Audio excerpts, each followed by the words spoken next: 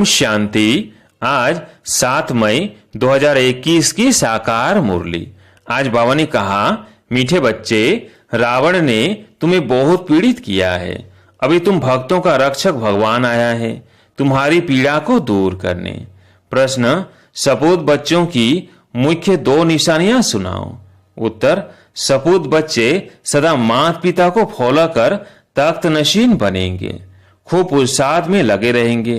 दूसरा, उनकी बाप से दिल बहुत सच्ची होगी। सच्ची दिल वाले सदा श्रीमत पर चलेंगे। अगर अंदर में सच्चाई नहीं तो याद में रह नहीं सकते। गीत है भोलेनाथ से निराला। ओम शांति। मीठे मीठे बच्चों ने यह भक्ति मार्ग का गीत सुना। भक्त इस गीत के अर्थ को नहीं जानते। तुम भगवान के बच्चे बने हो। भगवान रक्षक है भक्तों का, तुम भी रक्षक हो। भक्तों की रक्षा करते हो। कौन सी आफत है जो भगत रक्षा करने के लिए भगवान को बुलाते हैं? भक्तों को रावण का बहुत दुख है। रावण संप्रदाय पीड़ित है दुखों से, तो भोलानाथ को याद करते हैं। वो है रावण संप्रदाय और यह है राम संप्रदाय। भक्तों को यह पता ही नहीं है कि हमारा रक्षक कौन है। भल गाते हैं भोलानाथ रक्षक है, परंतु क्या रक्षा करते हैं यह नहीं जानते। तुम बच्चे अब समझते हो कि भोलानाथ शिव बाबा ही बिगड़ी को बनाने वाला है। दुनिया को तो पता नहीं है कि भगवान किसको कहा जाता है। भगवान का पता हो तो फिर भगवान की रचना के आदि मध्य अंत का भी पता हो। न भगवान को जानते न रचना का पता है। इसलिए ऐसे मनुष्य संप्रदाय को ब्लाइंड भी कहा जाता है।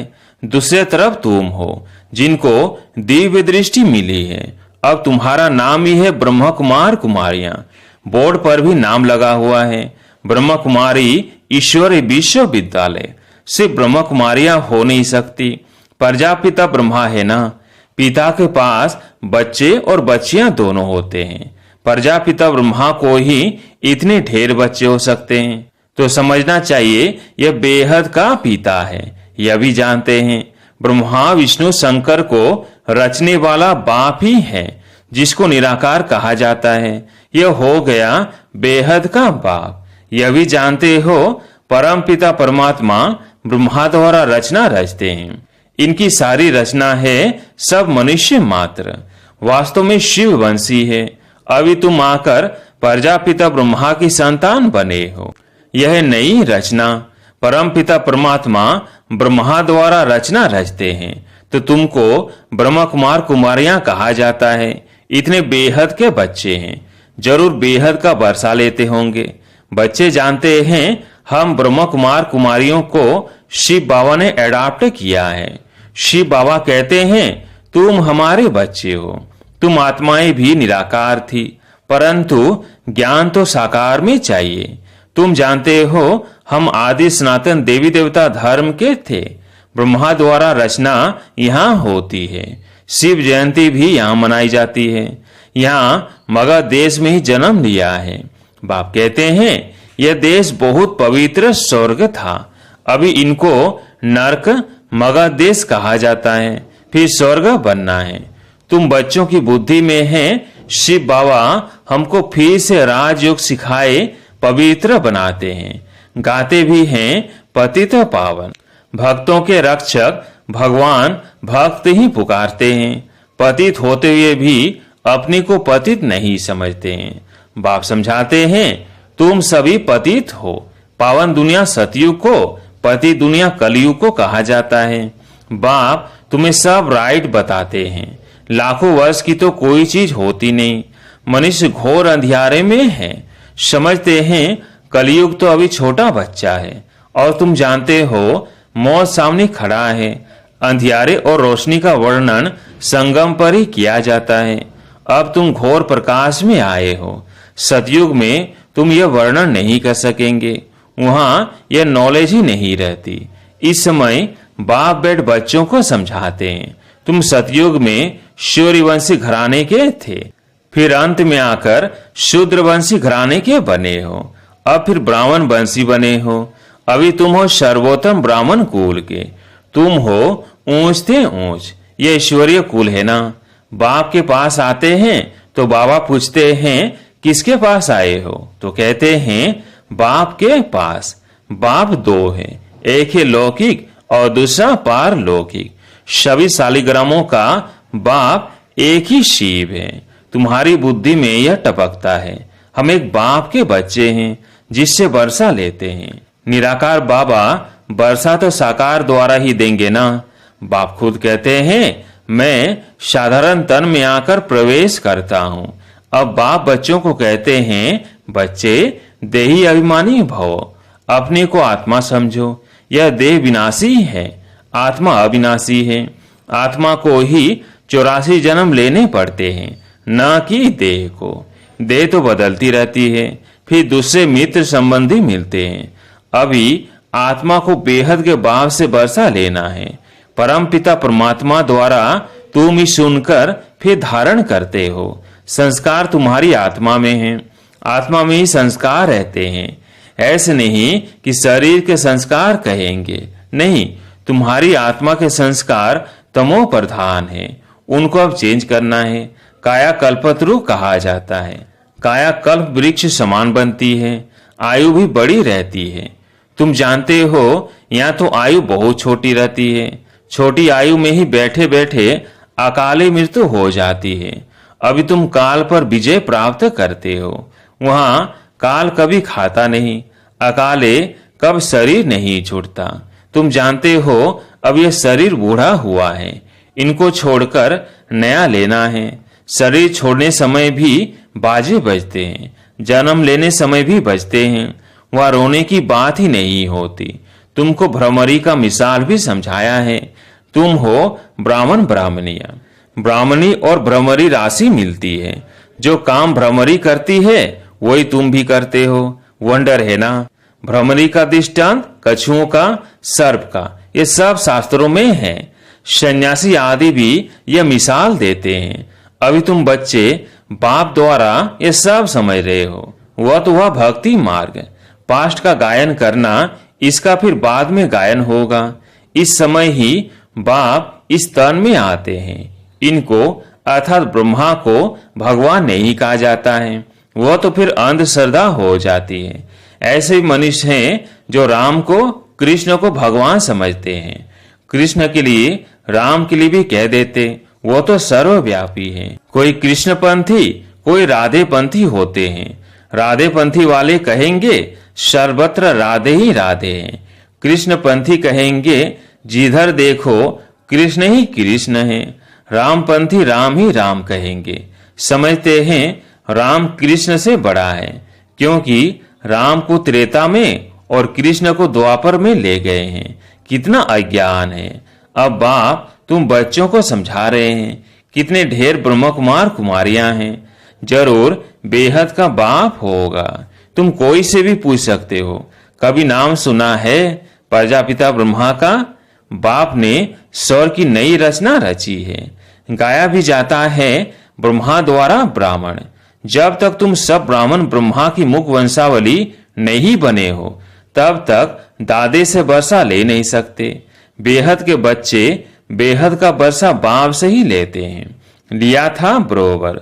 ब्रोवर स्वर्गवासी थे, अब फिर नरकवासी बन गए हैं। अब फिर प्रजापिता ब्रह्मा द्वारा परम पिता परमात्मा विष्णुपुरी स्वर्ग रच रहे हैं। कितना सहज है। शिव बाबा पूछते हैं आगे तुमको यह ज्ञान था? इनकी आत्मा ही कहती है मेरे में यह ज्ञान नहीं था। मैं भी विष्णु का पुजारी था। जो हम पूज्य थे सो अब पुजारी आकर बने। अब फिर बाबा आकर पुजारी से पूज्य देवता बना रहे हैं। तुम बच्चों को अंदर में खुशी रहनी चाहिए। परम पिता परमात्मा ने आकर हमको अडॉप्ट किया है। मनुष्य मनुष्य को अडॉप्ट करते हैं ना। बहुत मनुष्य होते हैं जिनको अपने बच्चे नहीं होते तो अडॉप्ट करते हैं। अब बाप जानते हैं मेरे बच्चे सब रावण के बन गए हैं, इसलिए मुझे आकर फिर से अडॉप्ट करना पड़े। ब्रह्मा द्वारा अपने बच्चों को अडॉप्ट करते हैं। यह अडॉप्शन कितनी वंडरफुल है। तुम ही जानते हो शिव बाबा ने हमको ब्रह्मा द्वारा अडॉप्ट किया है। शिव बाबा कहते हैं मैंने तुम बच्चों को अडॉप्ट किया है तुमको बेहद सुख का वर्षा देने। यह ब्रह्मा तो दे नहीं सकते, यह भी मनुष्य है ना। प्रजापिता ब्रह्मा मनुष्य यह ज्ञान नहीं देते हैं। ज्ञान का सागर निराकार परमपिता परमात्मा ही बैठ यह ज्ञान देते हैं। ब्रह्मा को अथवा विष्णु को ज्ञान सागर नहीं कहा जाता। इन तीनों की महिमा अलग है। ज्ञान सागर पतित पावन एक बाप है। सारी दुनिया के मनुष्य मात्र उनको बुलाते हैं। अंग्रेजी में भी कहते हैं वो लिबरेटर है। जिससे दुख मिलता है उसे लिबरेट किया जाता है। बाप भी यहाँ आकर रावण से लिबरेट करते हैं। रावण राज्य भी यहाँ हुआ है। यहाँ ही रावण को जलाते हैं। जलाकर फिर कहते हैं सोने की लंका लूटने जाते हैं। उनको तो कुछ पता नहीं है रावण क्या चीज है, कब का यह दुश्मन है। समझते हैं राम की सीता चुराई गई, यह नहीं समझते हम सब सीताएं हैं। हम रावण की जेल में फंसी हुई है। यह ज्ञान किसमें भी नहीं है। कथाएं बैठ सुनाते हैं। शिव बाबा कहते हैं मैं दूर देश का रहने वाला आया हूँ, इस देश पर आए। यह पति दुनिया पुरानी है ना, यह है रावण की दुनिया। बुलाते भी हैं हे बाबा आओ, हम पतित बन गए हैं। बाप कहते हैं हमको पावन बनाने इस पतित दुनिया में आना पड़ता है और मुझे आना भी उस तन में है जो पहले नंबर में पावन था, जो सुंदर था, वही अब श्याम बना है। कितनी वंडरफुल बातें हैं। कृष्ण को श्याम सुंदर क्यों कहते हैं यह किसको पता नहीं है। क्या एक कृष्ण को इस सर्प ने डसा? सतयुग में थोड़ी सर्प आदि होते हैं। बाप कहते हैं यह अंतिम जन्म मेरे कारण पवित्र बनो तो पवित्र दुनिया के मालिक बनेंगे। सिर्फ मुझे याद करो और पवित्र बनो। अलग को याद करो तो बेबसाई तुम्हारी है। यह सहज राजयोग, सहज राजाई। बच्चा पैदा हुआ और वर्षे का हकदार बना। या भी बच्चे जानते हैं कि हम बाप के बने हैं तो स्वर्ग की राजाई के हम हकदार हैं। अब बाप कहते हैं शतो प्रधान से तुम तमो प्रधान बन गए हो, फिर सतो प्रधान बनना है। योग और ज्ञान सिखाने में 1 सेकंड लगता है। बच्चा पैदा हुआ और वारिस निश्चय किया तुम बाप के बने हो तो राजधानी का वर्षा तुम्हारा है। परंतु राजा रानी सब तो नहीं बनेंगे। यह सहज राजयोग। राजा रानी प्रजा साहूकार गरीब सब चाहिए। इसलिए रुद्रमाला भी बनी हुई है जो भक्ति मार्ग में जपते हैं। तुम जानते हो हम राजयोग सीखने आए हैं। माता पिता को फॉलो कर पहले पहले सूर्यवंशी चंद्रवंशी बनेंगे। सपूत बच्चे वो जो माता पिता को फॉलो कर तख्त नशीन बने। पुरुषार्थ खूब करना चाहिए। बाप कहते हैं मुझे याद करो तो करते नहीं, सीमत पर चलते नहीं हैं। अंदर सच्चाई नहीं है। दिल सच्ची हो तो सीमत पर चलते। बाप को याद करते रहे। सीमत पर ही तुमको दादे से वर्षा मिलता है।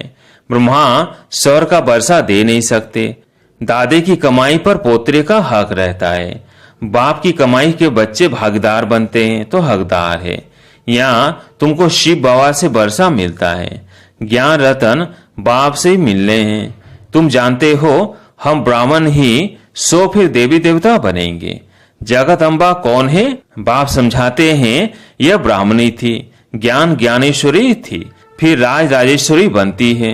तुम भी ऐसे बनते हो। अच्छा, मीठे मीठे सिकिल बच्चों प्रति माता पिता बाप दादा का याद प्यार और गुड मॉर्निंग। रूहानी बाप की रूहानी बच्चों को नमस्ते। हम रूहानी बच्चों की रूहानी बाप दादा को याद प्यार गुड मॉर्निंग नमस्ते नमस्ते। धारणा के लिए मुख्य सार। पहला पॉइंट, आत्मा में जो तमो प्रधान के संस्कार है उन्हें याद के बल से चेंज करना है, शतो प्रधान बनना है। दूसरा पॉइंट, बाप से राजाई का वर्षा लेने के लिए सदा सपूत बच्चा बन सीमत पर चलना है। सच्चे बाप से सच्चा रहना है। माता पिता को पूरा फॉलो करना है।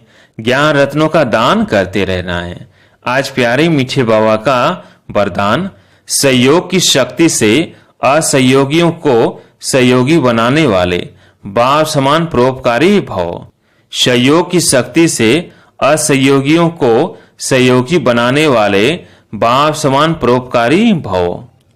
सहयोगियों के साथ सहयोगी बनना यह कोई महावीरता नहीं है, लेकिन जैसे बाप अपकारियों पर उपकार करते हैं, ऐसे आप बच्चे भी बाप समान बनो।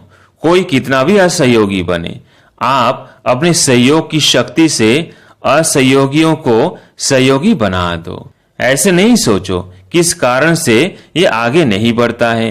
कमजोर को कमजोर समझकर छोड़ ना दो, लेकिन उसे बल देकर बलवान बनाओ। इस बात पर अटेंशन दो तो सर्विस के प्लेन्स रूपी जेवरों पर हीरे चमक जाएंगे, अर्थात सहज प्रत्यक्षता हो जाएगी। स्लोगन: क्रोध का कारण है स्वार्थ व ईर्ष्या, यही चिड़चिड़ापन की जड़ है। पहले इसे ही समाप्त करो।